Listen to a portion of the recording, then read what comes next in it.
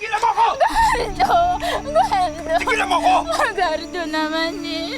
Gardo, kilala ko naman si tatay eh. Hindi naman yun magsasabi kung talagang hindi niya Tigilan mo ako! kailangan. Tama na!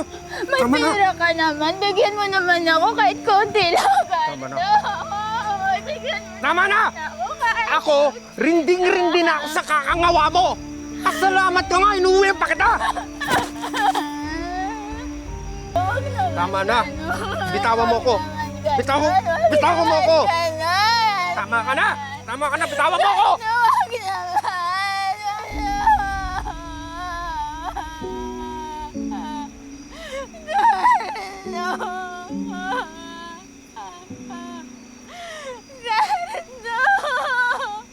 Petra! Petra, halika dito!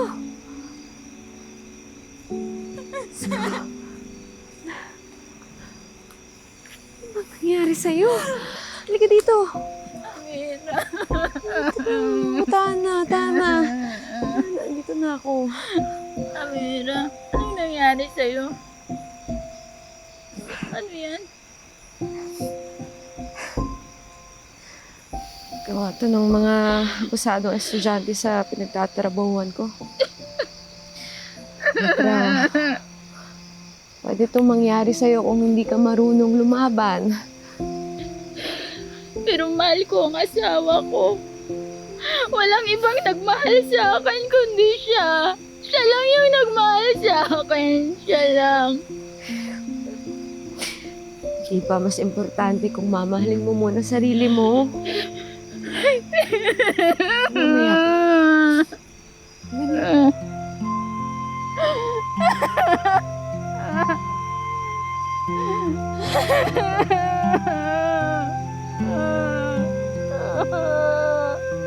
Ano, Petra?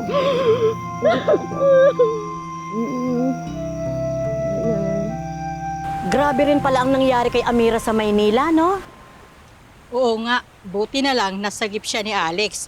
Kundi, baka pinaglalamayan na siya ngayon. Sumama daw si Rose sa paghahanap kay Amira sa Maynila. Iba-iba kasi ang naririnig ko. Sumama daw, baka para walang masabi tungkol sa kanya. Kaya naniniwala ako sa sabi-sabi na magkaiba raw sila ng tatay. Kaya tingnan mo, magkaiba sila ng ugali, pati ang itsura. Correct ka dyan. Ito naman kasing si Leyna, pumunta ng Maynila para mag-aral, pero kalandian ang inatupag. Ah, wow naman! Grabe updated kayo sa buhay namin. Porque nag-Maynila, lumandi talaga agad, ha?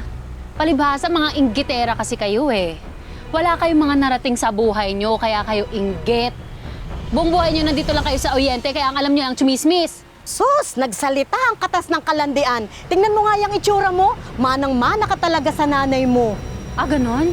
Oh, pues tingnan natin yung itsura mo. Yan, yung pagmumukha mo. Yan ang babagay sa'yo, ang kapal ng mukha mo. Salitaan mo ang nanay ko ng ganon. Ako talaga makakatapat mo. Hayop ka, ang kapal ng mukha mo na ganonin, ha? Hoy, ano ba tungkol sa nanay ko? Ha? Ano? Sige, lumapit ka sa akin, Kayo kayong dalawa kayo Mga matatanda na kayo, ang kapal ng mukha nyo, nagkumalat pa ng chismis tungkol sa nanay ko? Ano?